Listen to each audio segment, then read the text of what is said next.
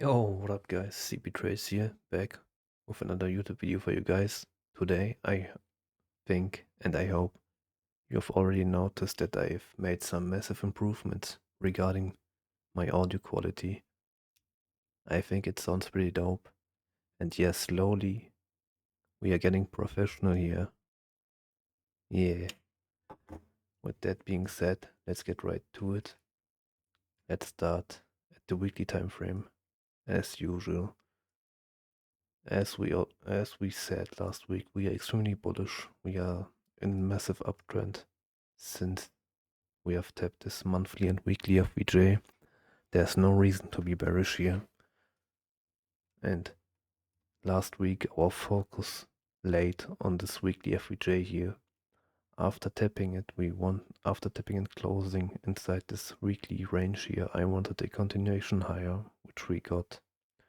We displaced through this little range here and closed above, which is extremely significant. You can see we obviously closed above, and we also formed a little volume imbalance here and a devil's mark as well on NQ. On ES we didn't, but we also formed a weekly and daily imbalance here. So we are in sync here. There's no discorrelation between ES and NQ, so we should be good with bullishness. There's not much more going on in the weekly time frame, so we can go into the daily time frame. Going in the daily time frame, we see that we are also bullish. We reacted off of this daily bullish FVJ here. And also what we can see is that in ES we tapped this volume imbalance, but in NQ we didn't, so we technically have an SMT here. So there's no reason yet to go here. This one should be protected, and that means that we have to form our narrative for longs above here. As long as this structure narrative is intact, this one should be protected.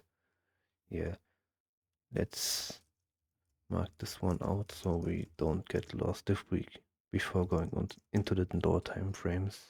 So this is this one, and that's the bullish FVJ, daily FVJ here. Yeah, let's look at the 4-hour. We see beautiful delivery since we swept this low out. I mean, yeah, it was a bit choppy here, but it got much clearer after closing above this external high here. Our most recent structure is this bullish fair value gap, or our fair value gap. Let me mark this one out. Yeah, as we can see, we are respecting it. And we also formed a pretty nice internal swing low. That's pretty significant here. This low could sponsor new moves to all-time highs. So my main focus lays on the 4-hour time frame. I wanna see how we gonna react to this FVJ here. Are we gonna tap it, sweep this sell side liquidity out, and deliver back to all-time highs, or are we gonna displace through it, disrespect it? If we should displace through it and disrespect it simultaneously, I wanna see us deliver to these pretty clean relative equal lows here, which also overlaps with the devil's mark, which we have seen in the weekly time frame for NQ. and this weekly and daily volume balance as well. So yeah, that is a bit far ahead. That's not my main focus right now. As I said, I want to see a delivery back to new all-time highs, and this should be the main point of interest here. As for now, what I want to see going into the week and Monday is this one here. Let me show you. I want to see some delivery back down, sweep out of this pronounced internal sell side liquidity, which then sponsors a move back up to new all-time highs here. So that would be the buy side of the curve. That would be new all-time highs. And we also got some clean equal highs here, which would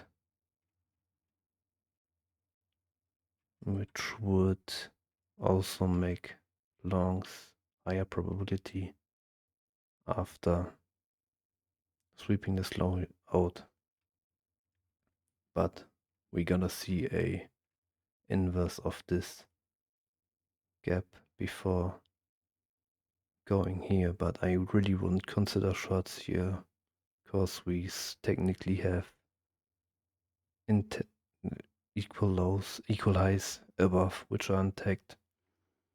So if you wanna be really safe, you could wait for this sweep here before taking any shorts in consideration. But I personally will fade this whole move here and wait for this buy set of the curve, because that's the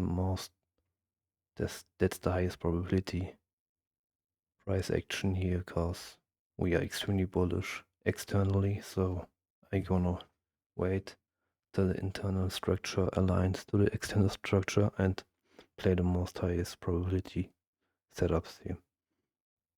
Yeah, guys, that's pretty much it. There's not much to say here, pretty straightforward. I want to see a sweep of this low before taking any sorts of longs. If we should invest this one, then these relative equal lows could get our new drawn liquidity, but I don't really know if I would participate in this short, because I don't know. I just want to take longs as long as the structure is so bullish in the higher time frames. So yeah, that's the analysis for the coming week. Let's take a look at the economic calendar. We can see that we are extremely loaded for the coming week. We have an FP week, which will inject a lot of volatility inside the market.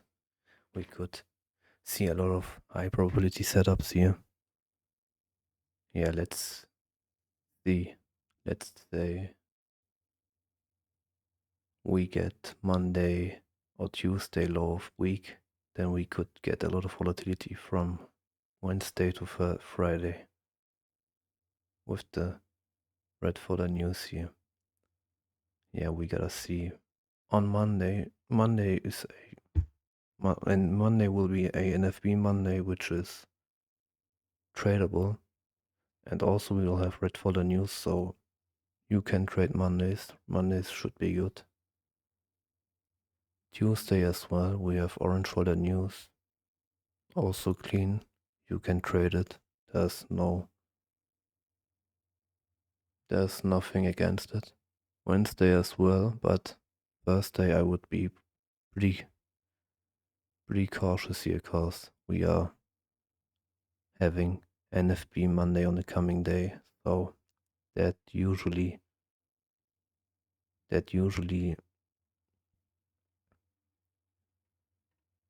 delivers choppy price action on days before major economic events like NFP Friday. So I would not trade Thursday. I would wait for Friday after 8:30 a.m. news release. That should be the best times of the week to trade. So let's summarize. Monday, Tuesday, Wednesday, you can trade. Thursday I would skip. And Friday you can trade after 8:30 a.m. news releases. So yeah, guys, that's pretty much it. Thank you for listening. Thank you for your attention. Yeah, trade well and trade safe. I will see you in the next one. Peace.